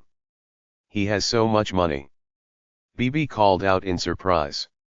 Linley and Delia immediately raised their heads to look over. How much? Linley said eagerly. Boss, this god's wealth is over 10 million. BB immediately said. And his interspatial ring has quite a few god sparks inside. Although the gods who took part in the Fiend trials were generally all fairly powerful gods, most of them had at most a few 100,000 inkstones. Only a few had more than 1 million. As for those who had more than 10 million, they were extremely rare. Linley himself had investigated 4 interspatial rings, but the most wealth he had discovered was just 200,000 inkstones. BB, stop counting. Keep taking inventory for the next interspatial ring. Linley laughed. Right at this moment, Delia let out a cry of surprise. What is it? Linley and BB both looked over. Delia's face was all smiles. Linley, guess how much the items in this interspatial ring are worth, all together. BB immediately guessed, 10 million. Delia smiled and shook her head. Is 10 million too low or too high? Linley hurriedly asked. Of course it is too low. It isn't just 10 million. Delia said. Linley couldn't help but be shocked. How much is there inside? Delia smiled. The inkstones and azaites in here, all combined, are worth 800,000. 800,000. BB stared. And you said it was more than 10 million. Delia laughed. I'm not done. Although the inkstones and azaites are only worth that much, however, this interspatial ring has, Delia laughed and flipped her hand, revealing 2 black gems, divine sparks. They could sense the aura from these divine sparks. High God sparks, and 2 of them. Linley breathed in amazement. Delia laughed and nodded. Right. One is wind type, while the other is darkness type. Linley couldn't help but be overjoyed, but then he was astonished. 2 high god sparks. How did a god get them? Delia couldn't help but tease him. Linley, forget about him, don't we ourselves have a high god spark? And we've just arrived in the infernal realm recently, but we've already acquired the high god spark of that black-robed guard. So why can't others acquire them? Makes sense. Linley had to accept it. What he could do, others could also do. Only, this was a huge benefit to Linley's team. A while later, Linley and the other 2 finally completed a rough inventory estimate of all of the interspatial rings. But of course, they didn't carefully look at some of the other toys. Linley's group only did a general accounting of the more easily calculated inkstones, azaites, divine sparks, and other items. We roughly have a total worth of 120 million inkstones. But of course, that doesn't include the 4 high god sparks we have. Linley said. The 4 high god sparks were the one from the Yulan continent, the black-robed guards, and the 2 from the interspatial ring. Delia. Linley looked at Delia. I originally wanted to go buy a wind-type high god spark for you, but I didn't expect that we would acquire one for ourselves. You had best hurry up and fuse this one. Linley directly gave the wind-type high god spark to Delia. Since Delia had embarked on a path of fusing with divine sparks, Linley would naturally let her reach the high god level as soon as possible. As for Linley and Bibi, they relied on gaining insights, which wasn't something that could be achieved in a day. All right. Delia nodded slightly. The nearby Bibi flipped through some things he hadn't paid close attention to earlier. After all, when taking inventory, they didn't carefully go through everything. For example, Linley and the other 2 hadn't closely reviewed any of the books. Boss, take a look and see what this is. Bibi suddenly was rather surprised and pleased. Puzzled, Linley turned to look. He saw Bibi holding a thick book in his hands, and on the cover of the book was the words, "A brief summary of the profound mysteries of the 7 elemental laws." Book 14, Fiend, Chapter 31, Escort Mission. Seeing the words on the cover, Linley couldn't help but feel startled. A brief summary of the profound mysteries of the 7 elemental laws? Linley's greatest problem right now was that he didn't know anything at all about many of the profound mysteries of the elemental laws. Although it was said that others weren't capable of teaching him regarding the profound mysteries, and that he had to gain insights on his own, if he at least had some general guidance, his training path wouldn't advance in a wrong direction. Bibi, let me look at that. Linley said hurriedly and eagerly. I knew boss would want this. Bibi laughed, then tossed over the book. Delia had fused with a divine spark, and so she didn't need to gain insights into any profound mysteries. Naturally, she didn't need to read this book either. As for Bibi, given his lazy nature, he didn't have the mental energy or discipline. As soon as Bibi saw the book, though, he understood that his boss would definitely love it. Holding the book, Linley immediately began to flip through and read the compilation on the elemental laws of the earth. The laws of the earth had in total 6 profound mysteries.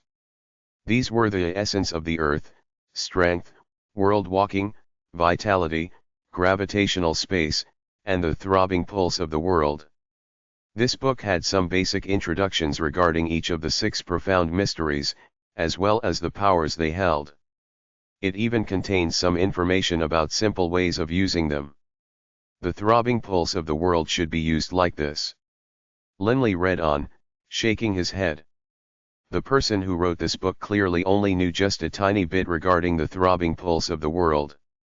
As someone who had trained in the throbbing pulse of the world, Linley naturally could tell that the person who wrote this book either knew just very little, or was just trying to cover up how little he knew. The so-called usage methods were extremely simple and very weak ways of using the laws. Linley completely ignored this sort of information regarding how to apply the laws. Linley cared more about the descriptions of the other profound mysteries of the laws. So that's the case. Linley, seeing the description of the strength profound mystery, sighed in agreement.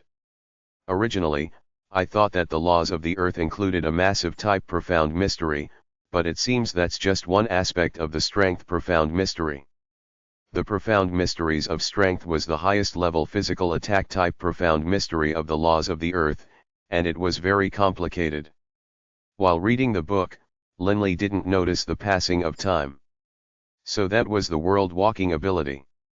Linley sighed in praise. Back in the past, the O'Brien Empire's monolithic sword saint, Hatesun, had already just touched upon the edges of the profound mysteries of world walking.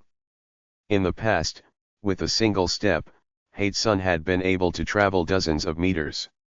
Linley had been shocked greatly at the time. Actually, this was the simplest usage of world walking, it couldn't even be described as having reached a basic level of mastery.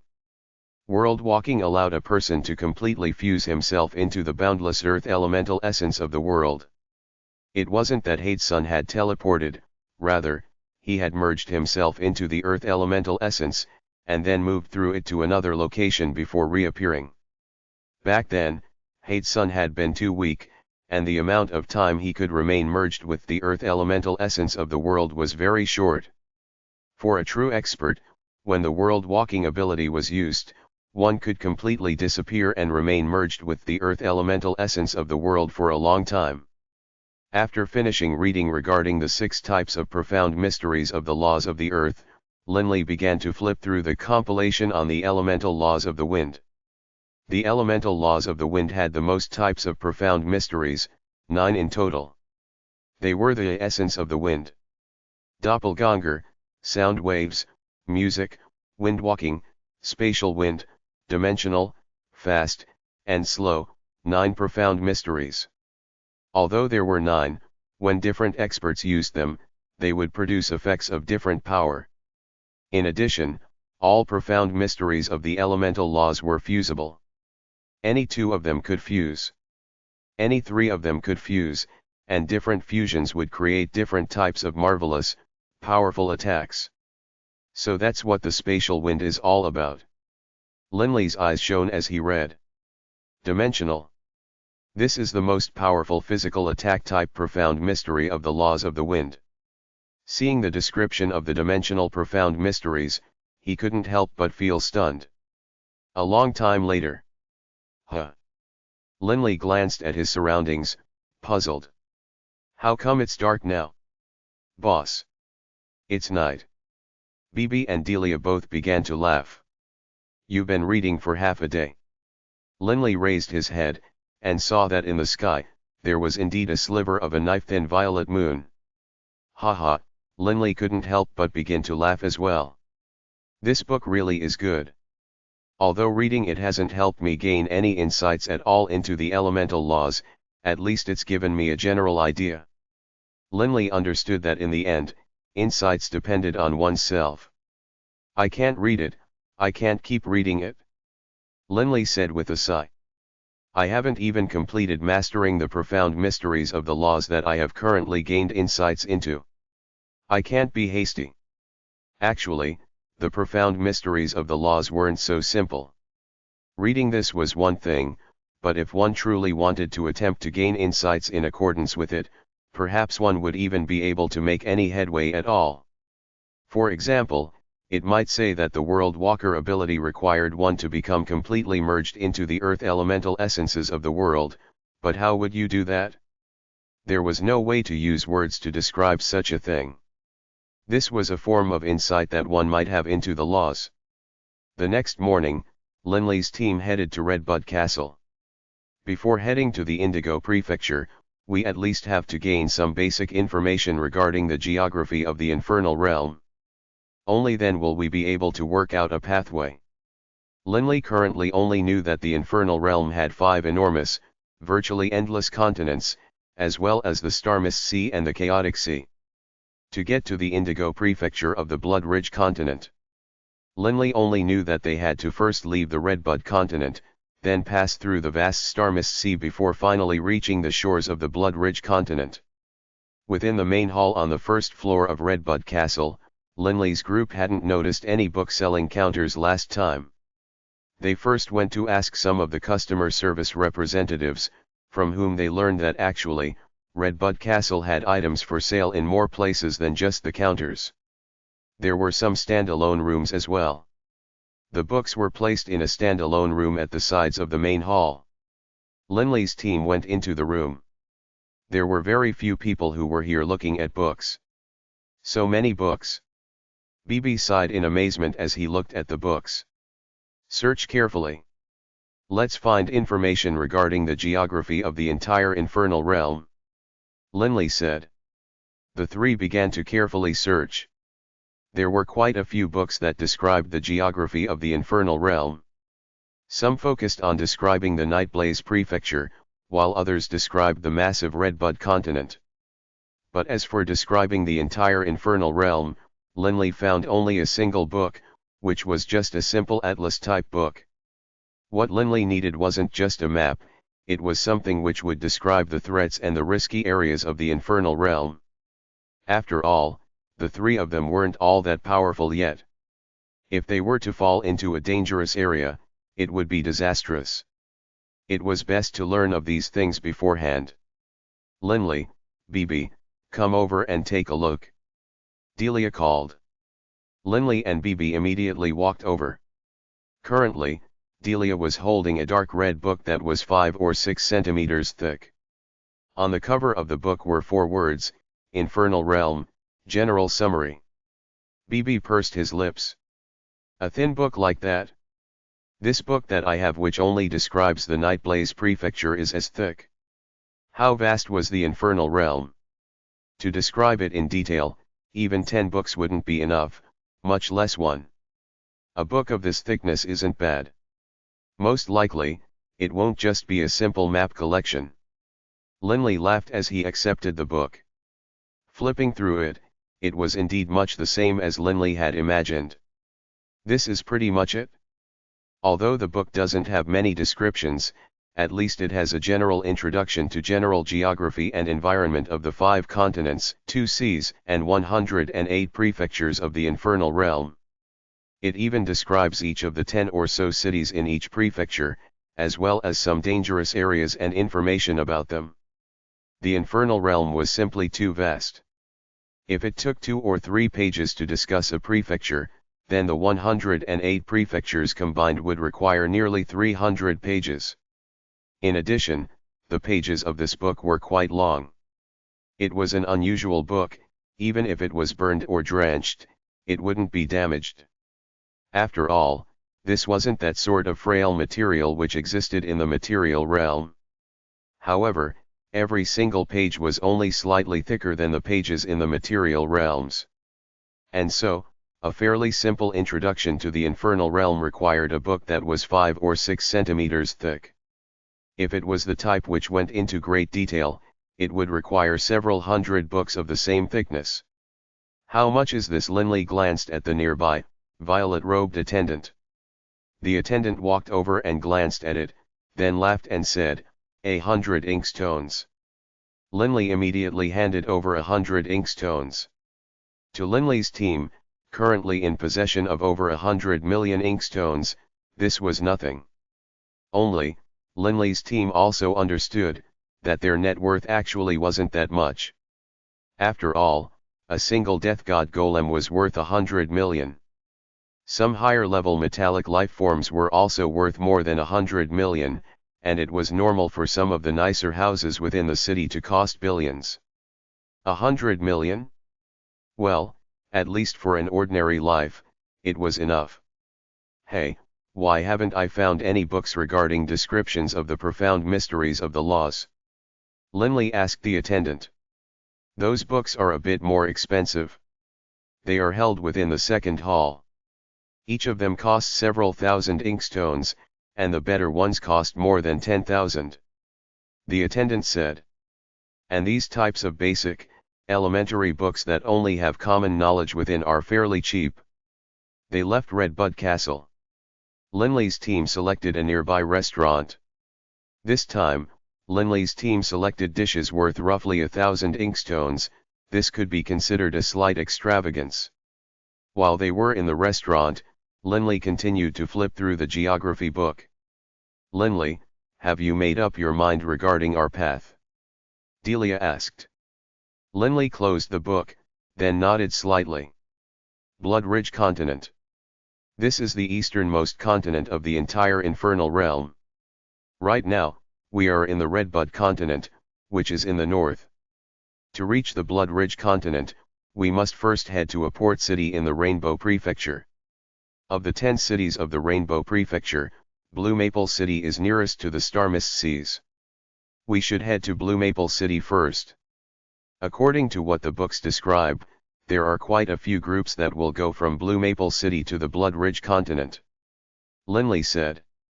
Only, the distance from our Royal Wing City of the Nightblaze Prefecture to the Blue Maple City of the Rainbow Prefecture is roughly 4 billion kilometers. It was common for prefectures to have a circumference of 1 billion kilometers. For the distance from Royal Wing City of the Nightblaze Prefecture to the ports of Blue Maple City of the Rainbow Prefecture was within his expectations. 4 billion kilometers. BB stared. That's way too far. It will take forever to get to Blue Maple City, and it will probably be very dangerous. Linley laughed. What are you worried about? We don't have to go alone. After eating, let's head to the Fiend Castle. We'll take on an escort mission from Royal Wing City to Blue Maple City. Wouldn't we then easily reach Blue Maple City? Generally speaking, escort missions would have quite a few fiends. If Linley's team joined one, their journey would naturally be much safer. Even if they encountered any dangers, with an entire group of fiends present, the situation would be much easier to deal with. Take on a mission? I haven't ever taken on a formal mission before. BB was somewhat excited. Sirs, the gold scale silk thin fish you ordered is ready. A waiter carried over a platter that was gleaming with a golden light. This beautiful, gaudy delicacy was placed upon the table. Linley laughed. BB, stop thinking about the mission. First eat, then talk. You ordered this fish, and it cost 300 inkstones. Let's taste it. How is it? After eating, Linley's group headed to the Fiend Castle. The receptionist at the main hall of the first floor, their old friend Yuna, knew why they had come. Laughing, she pointed at Linley. Mission acceptances are on the next floor up. 1-star fiends to 3-star fiends take missions at the second floor, while 4-star fiends to 6-star fiends take on missions on the third floor. The second floor of the Fiend Castle. The location for 1-star fiends to accept missions. A row of rooms. Linley's group walked into one of them. Speak. What sort of mission do you want? A youth who was seated in the meditative stance on the ground said calmly. Escort mission, from Royal Wing City to Blue Maple City of the Rainbow Prefecture. Linley said. Ideally, a 2-star mission. Linley's group all consisted of 1-star fiends. They could at most take on 2-star missions. Upon completing a 2-star mission, they would naturally become 2-star fiends. The youth nodded slightly. After closing his eyes for a moment, he then waved his hand. A scroll appeared in his hands, which he flipped open and began to read. Escort missions from Royal Wing City to Blue Maple City of the Rainbow Prefecture. There's 10 in total, 3 of which are 2-star. Take a look. As he spoke, he handed the scroll to Linley. After taking a quick look, Linley came to a decision. The 2-star mission that begins in 20 days. The reason why Linley selected this one was because there were many people who had already signed up to participate in this escort mission, including the recruiting of 100 2-star fiends.